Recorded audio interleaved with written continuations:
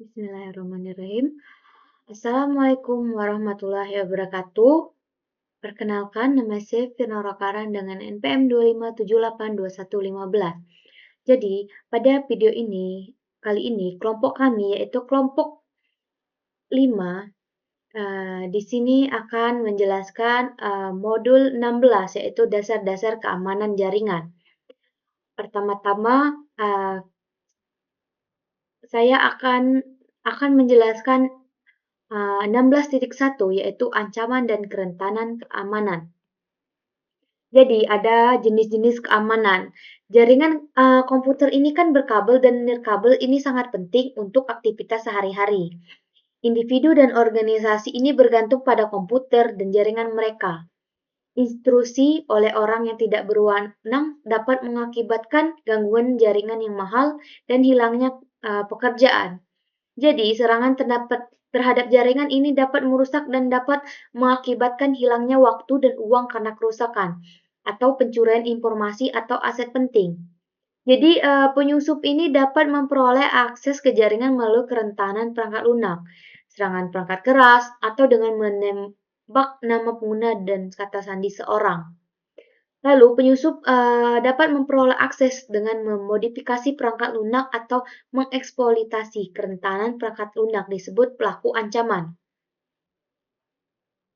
Di sini ada jenis kerentanan. Jadi, kerentanan itu adalah tingkat kelemahan dalam suatu jaringan atau perangkat. Tingkat kerentanan tertentu melekat pada router, switch, komputer desktop, server, dan bahkan perangkat keamanan. Biasanya perangkat jaringan yang diserang adalah titik akhir, seperti server dan komputer desktop. Dan terdapat 3 kerentanan atau kelemahan utama teknologi, konfigurasi, dan kebijakan keamanan. Jadi, ketiga sumber kerentanan ini dapat membuat jaringan atau perangkat rentan terhadap berbagai serangan, termasuk serangan kode berbahaya dan serangan jaringan. Lalu ada keamanan fisik. Area rentan jaringan yang sama pentingnya untuk dipertimbangkan adalah keamanan fisik perangkat. Jadi, jika sumber daya jaringan dapat dikompromikan secara fisik, pelaku ancaman dapat menghalangi penggunaan sumber daya jaringan. 4 kategori ancaman jaringan. Ada ancaman perangkat keras, ancaman lingkungan, ancaman kelistrikan, ancaman pemeliharaan. Di sini ada rancangan keamanan fisik untuk membatasi kerusakan pada peralatan. Langkah pertama adalah kunci peralatan, pantau, dan gunakan kamera keamanan.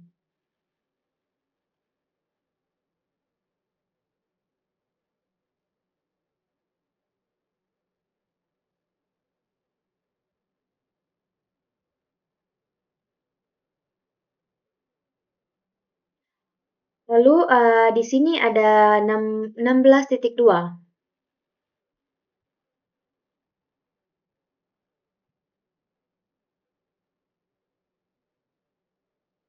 Sebentar.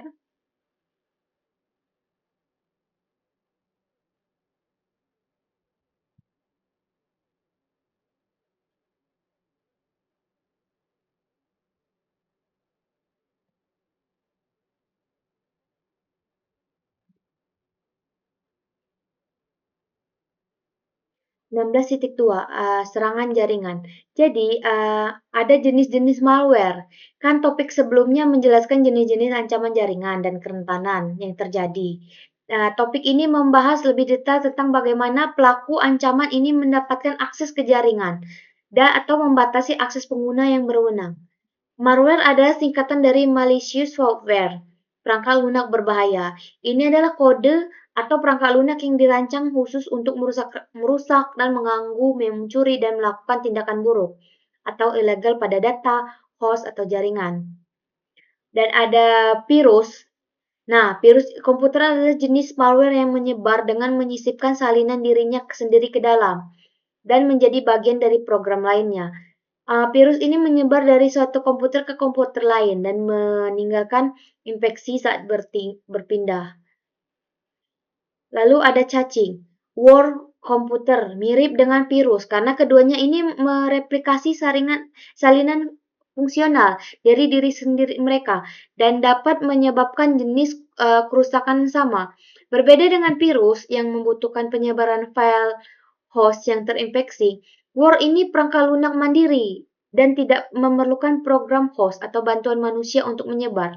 Jadi Word ini tidak menempel pada program untuk menginfeksi host dan memasuki komputer melalui kerentanan dalam sistem. Jadi Word ini memanfaatkan fitur sistem untuk menyebar melalui jaringan tanpa bantuan.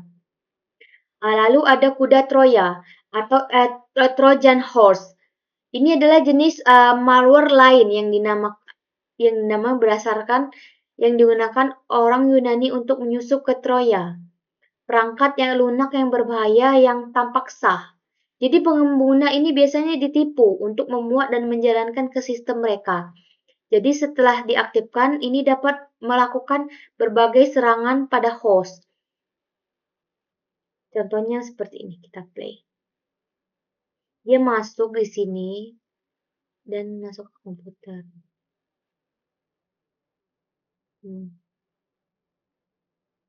Lalu ada serangan pengintaian.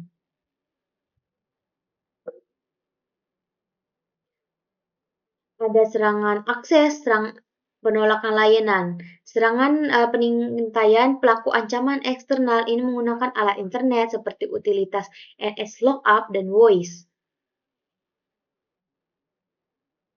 Lalu ada serangan akses.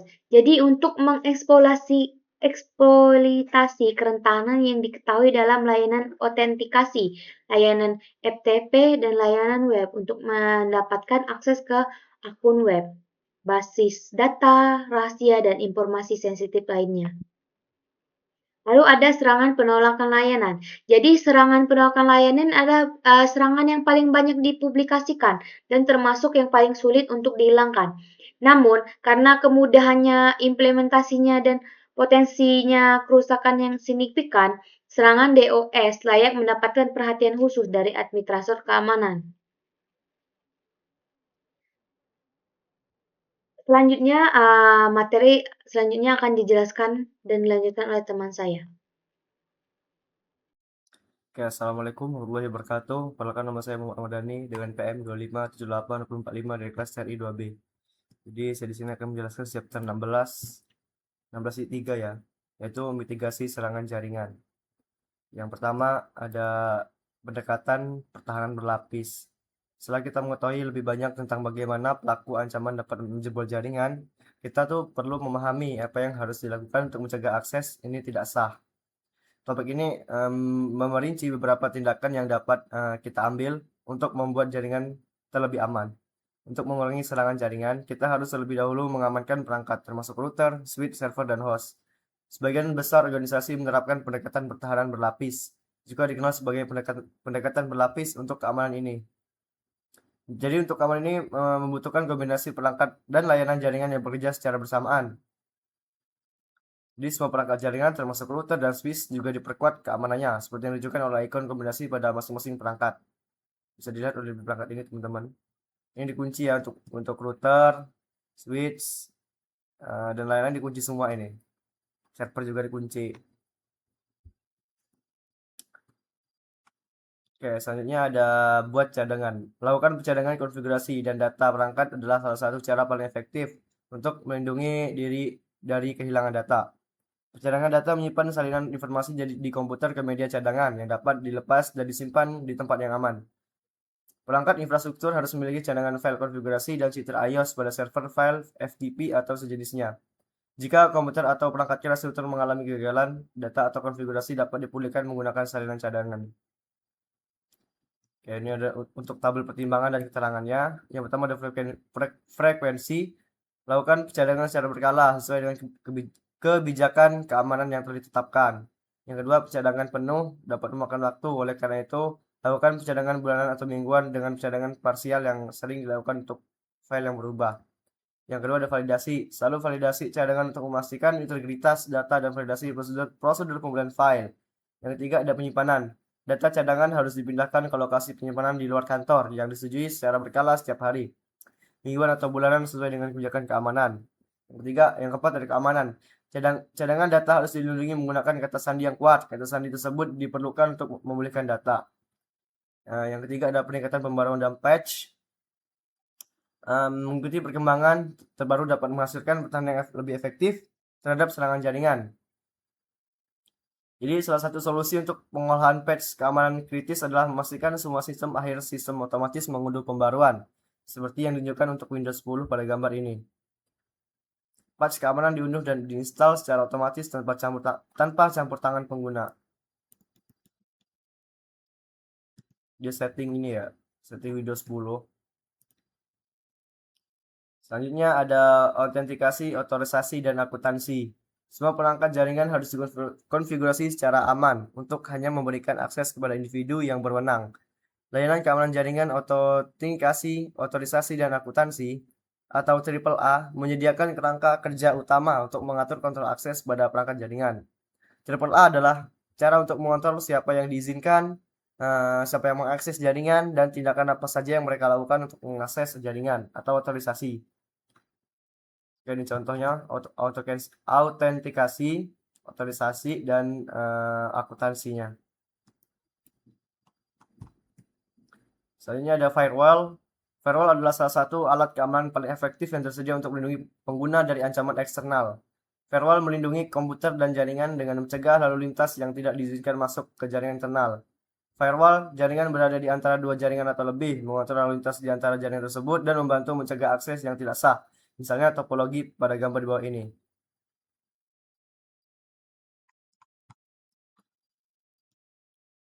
Jenis-jenis firewall itu ada beberapa ya. Ada penyerangan paket, penyerangan aplikasi, penyaringan URL, inspeksi paket status atau SPI.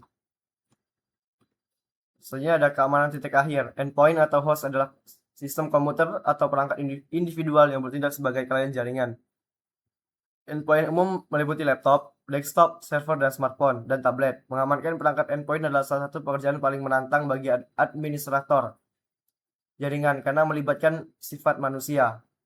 Sebuah perusahaan harus memiliki kebijakan yang terkomunikasi dengan baik dan karyawan harus menyadari aturan-aturan ini.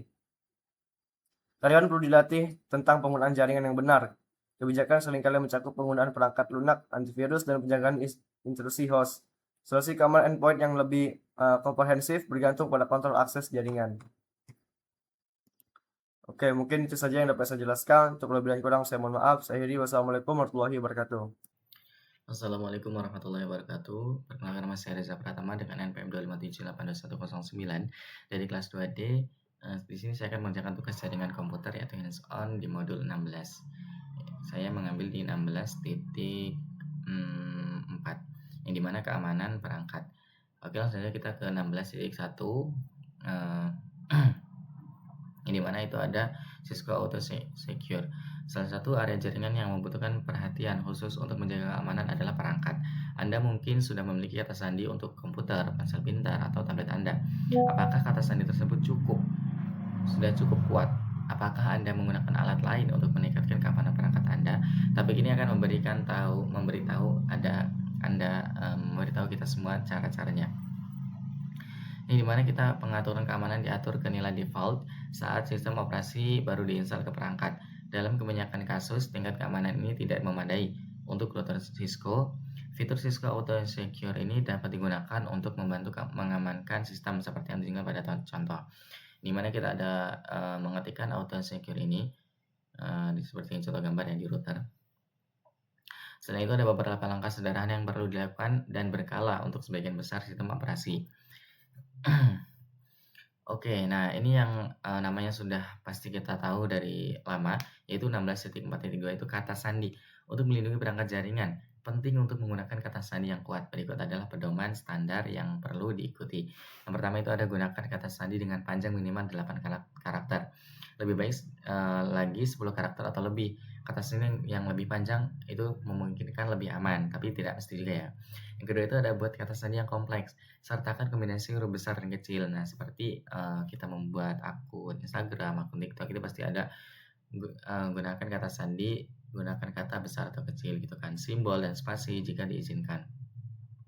Yang ketiga itu ada hindari kata sandi didasarkan pada pengulangan. Kata sandi kata-kata umum dalam kamus, urutan huruf atau angka, nama pengguna, nama kerabat atau hewan peliharaan, informasi biografis, seperti tanggal lahir nih. Tanggal lahir ini sangat hampir semua orang menggunakan tanggal lahir mungkin di bagian ATM atau lain-lain, atau karena takut lupa atau gimana, tapi kebanyakan orang menggunakan tanggal lahir.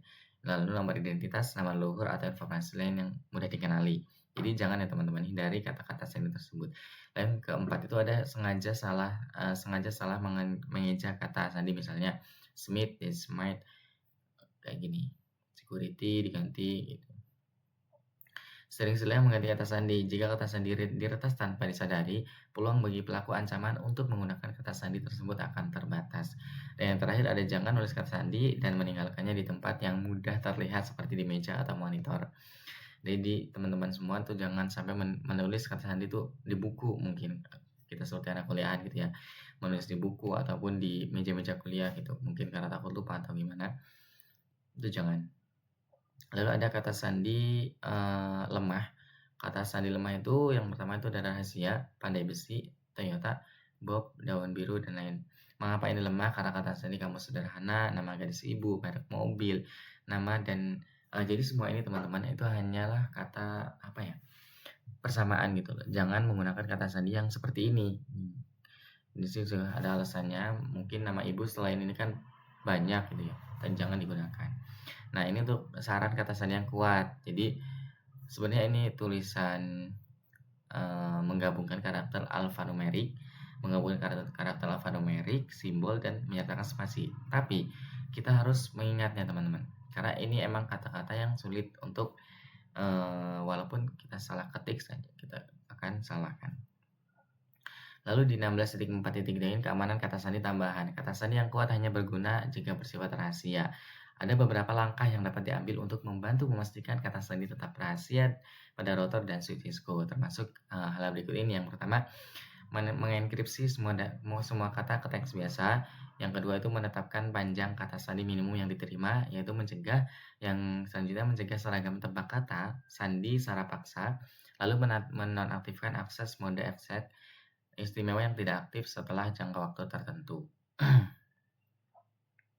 Nah, ini seperti yang dicontohkan.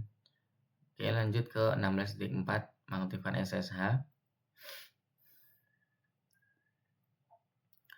yang dimana telnet menyederhanakan akses perangkat jarak jauh tetapi tidak aman.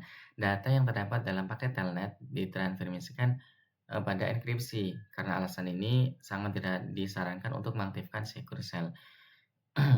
Dimungkinkan untuk mengkonfigurasi perangkat Cisco agar mendukung SSH menggunakan 6 langkah berikut. Yang pertama, konfigurasi nama host perangkat yang unik. Yang kedua, konfigurasi nama domain IP. Yang ketiga itu adalah hasilkan kunci untuk mengenkripsi lalu lintas SSH. Yang keempat ada verifikasi atau buat entry basis data lokal. Yang kelima itu ada autentikasi terhadap basis data lokal. Yang keenam ada aktifkan sisi SSH masuk FTP. Ini di 16.4.5 ini menonaktifkan layanan yang tidak digunakan. Yang dimana router dan switch Cisco ini memulai dengan daftar layanan aktif yang mungkin diperlukan atau tidak diperlukan di jaringan Anda. Oke, jadi mungkin sekian video dari saya. Apabila terdapat kesalahan, saya mohon maaf. Saya Ridwan. Assalamualaikum warahmatullahi wabarakatuh.